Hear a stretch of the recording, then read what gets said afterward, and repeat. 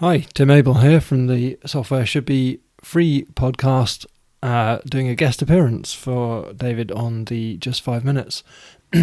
I'm really excited because there's a tool I've been using that is really underappreciated in the development community, and it is a little tool for managing versions of toolchains such as Golang, Rust, .NET, JavaScript, etc., etc., etc., etc., Node. And it's called ASDF, which is very easy to type. You can find it at asdf-vm.com, which I'm sure David will add to the show notes. And it is one version manager to rule them all.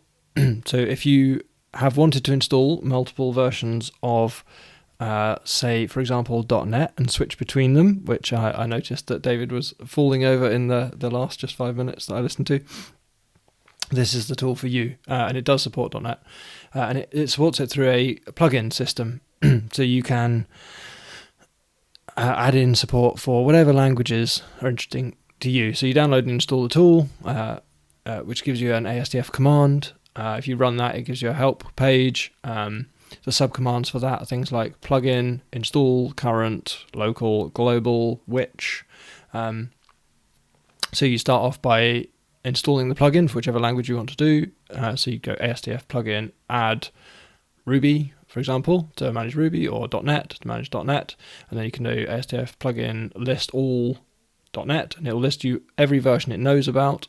And then you can go ASDF install .NET 2.3.4, and it will make that available.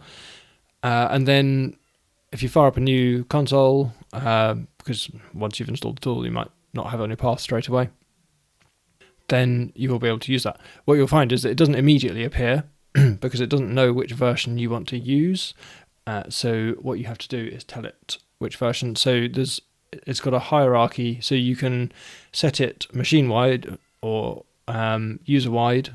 So if you say ASDF global.net 6.0.0, then it will write a .toolversions file to your home directory with that version number in it, and then in any terminal that .NET command suddenly becomes available through a system that it calls shims, which is basically lightweight executables that are on your path, but which ASDF controls to then link to the correct version in its private install directory. It's an excellent tool. I highly recommend checking it out. I've been using it for quite a while. It replaces a lot of the language and domain-specific tools, such as RVM for Ruby, Rustup for Rust, GVM for Go, if I remember rightly. .NET doesn't have one, of course. Always a little bit behind the times. Not really that many yaks in using it, in my experience.